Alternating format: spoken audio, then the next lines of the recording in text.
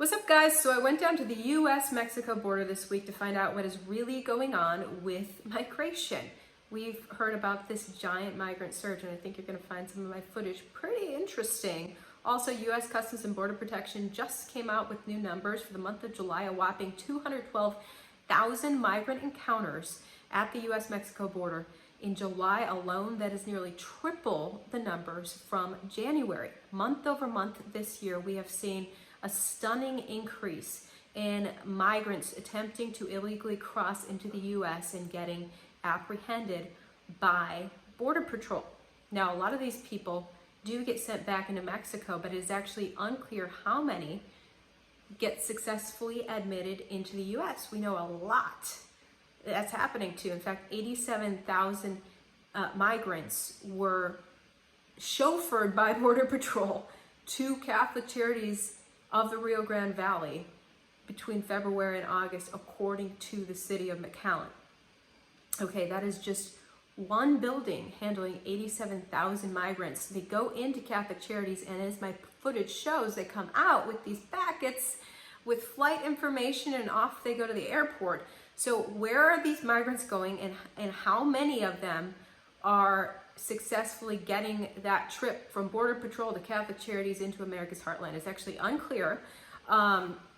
Members of Congress, 34 members of Congress, wrote a letter to the Homeland Security Secretary in April asking for information on this. They just wrote another letter in August saying, hey, we still haven't heard from you. Where are these migrants going? Can you shed light on how this works? Because it looks pretty illegal to us.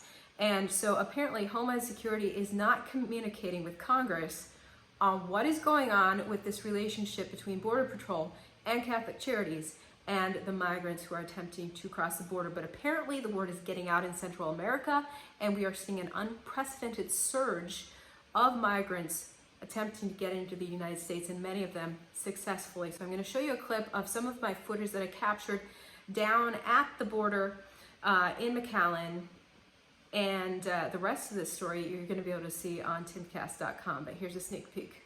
At Catholic Charities in downtown McAllen, we saw migrants leaving the building with manila envelopes and boarding a taxi. Can I see what envelope they give you guys? The front of the envelope reads, "Please help me. I do not speak English. What plane do I need to take? Thank you for your help." The back of the envelope shows where in the U.S. the migrant is flying to. According to the city of McAllen, more than 87,000 migrants have flooded through this building alone since mid-February. The migrants and their manila envelopes have been spotted in various airports headed to their destinations across America. Some people asked, who is funding Catholic Charities? Well, they are a 501c3 nonprofit, but a large part of their funding comes from government contracts.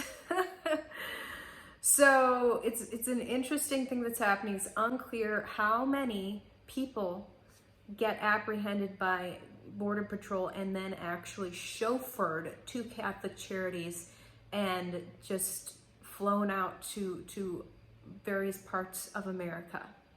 It's unclear. Members of Congress are still in the dark about this, and it's pretty interesting to see that system where Catholic Charities books these people a flight and sends them on their way throughout America. So I'm probably going to go back to the border eventually for some more coverage on what's really going on. I got some more tips about all of this activity that's happening down there, and want to explore the information I obtained. It is an expensive thing to cover, though, traveling down there and, you know, paying a professional videographer and all this stuff. So your donations and support mean a lot. I've got links in my description on how you can donate. I really appreciate it. Thanks for supporting independent journalism.